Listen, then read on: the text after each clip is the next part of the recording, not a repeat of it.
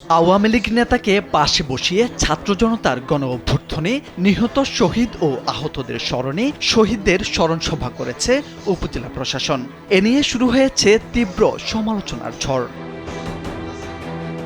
উপজেলা আওয়ামী লীগের সাংগঠনিক সম্পাদক ও ইউনিয়ন পরিষদের চেয়ারম্যান মোহাম্মদ ফরহাদ হোসেন নামের ওই নেতা সভায় কিভাবে এলেন, তাকে কে আমন্ত্রণ জানিয়েছে, এ নিয়ে বৃহস্পতিবার রাত থেকে সামাজিক যোগাযোগ মাধ্যম ফেসবুকে ক্ষোভ প্রকাশের পাশাপাশি নিন্দা জানাচ্ছেন শিক্ষার্থীরা।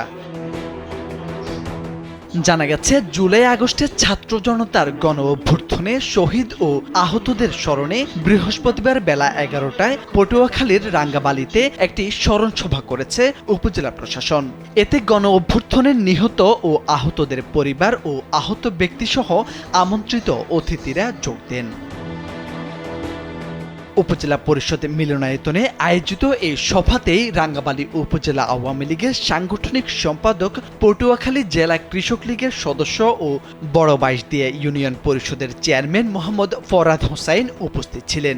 অভিযোগ রয়েছে, আন্দোলন চলাকালীন ওই নেতা শিক্ষার্থীদের উপর হামলা চালাতে পরামর্শ দেন ও মিছিল করেন। তবে বৃহস্পতিবারের ওই সভার ছবি ও ভিডিও ফেসবুকে ছড়িয়ে পড়লে এ নিয়ে শুরু হয় সমালোচনা। ভিডিওতে দেখা যায়, উপজেলা নির্বাহী কর্মকর্তা ইকবাল হাসানের সামনেই বসেছিলেন পদধারী আওয়ামী লীগের ওই নেতা। উপজেলা নির্বাহী কর্মকর্তার চেয়ার থেকে ৪টি চেয়ারের পরেই উত্তর সারির ৫ম চেয়ারে ছিলেন মোহাম্মদ ফরহাদ হোসেন।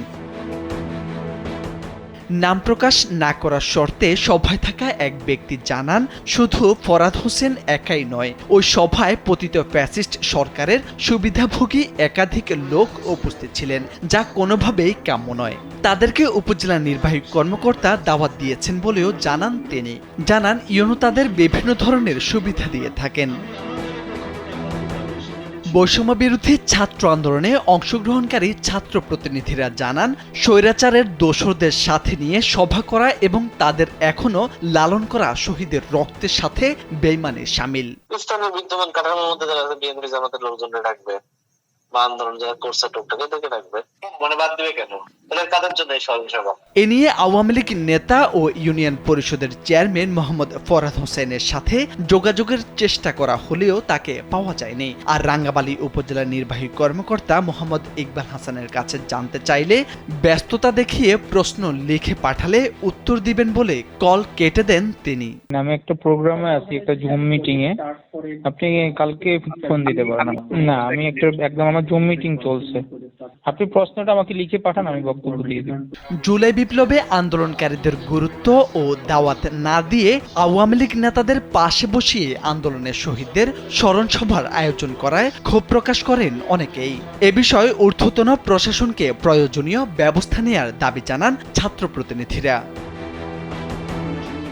মোর্শেদ আলম, কালবেলা।